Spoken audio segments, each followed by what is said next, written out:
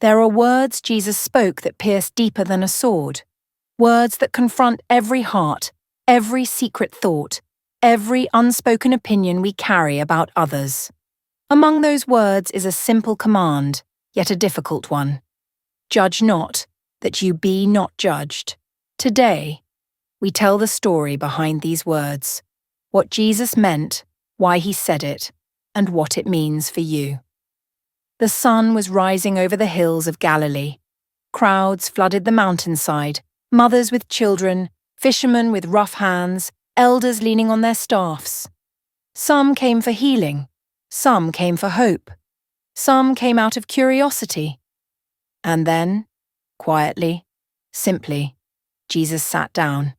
A hush washed over the crowd, and what followed became the greatest sermon ever preached. The Sermon on the Mount.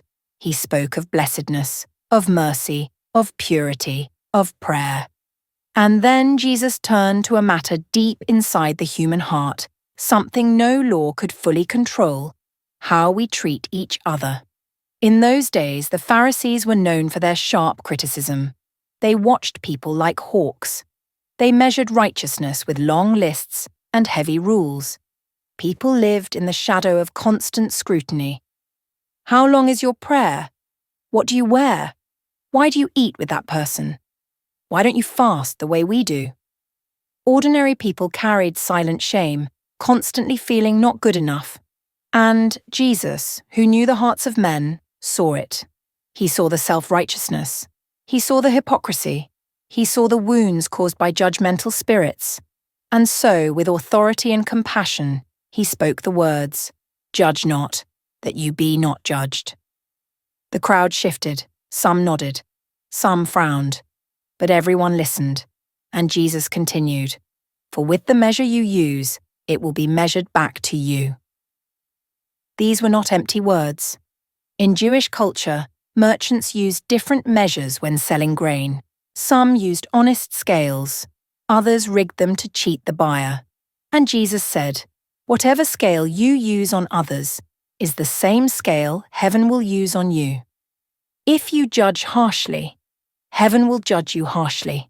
If you show no mercy, you will receive no mercy.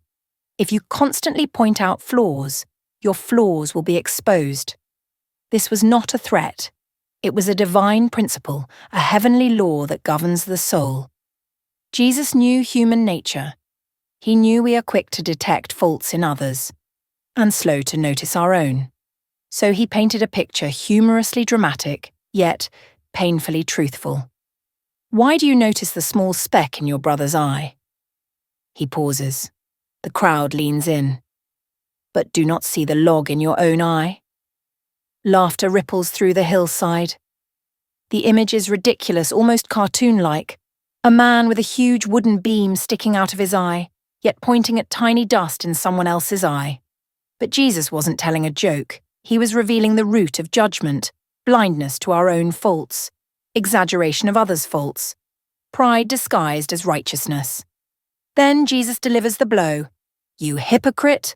First remove the log from your own eye." Not ignore the log, not pretend it's not there, not excuse it, remove it, face it, deal with it. Then you will see clearly to remove the speck from your brother's eye.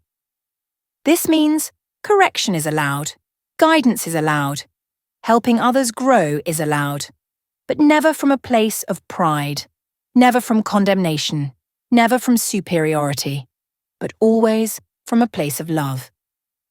Then came the story of the Pharisee and the broken woman. A Pharisee saw a woman crying outside the temple.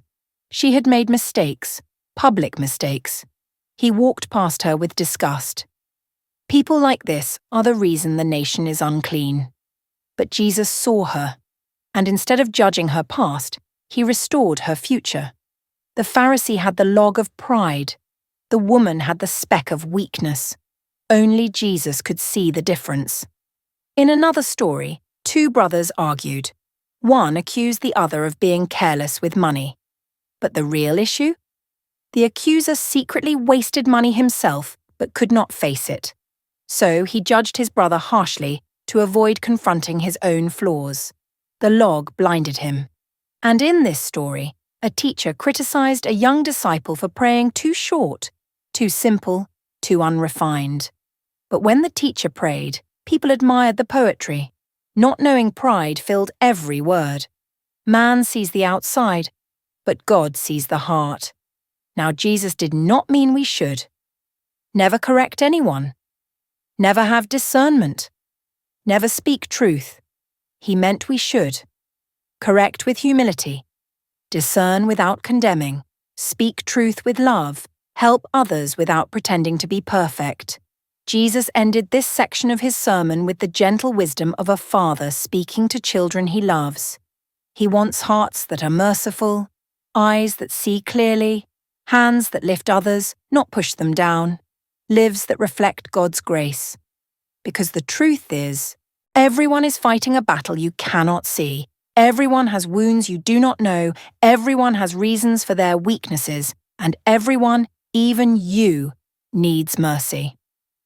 Here are some lessons from this message. 1. God will judge you with your own standard. Be generous with mercy. 2. Deal with yourself before dealing with others. Growth begins inward. 3. You can correct someone, but with humility, remove your own log first. 4. Stop assuming the worst about people you don't know their story. 5. When you show grace, you look more like Jesus, and that is the highest calling. So today, choose grace over gossip, compassion over criticism, understanding over accusation, and forgiveness over fault-finding, because the one who sees all has shown grace to you. Judge not, that you be not judged.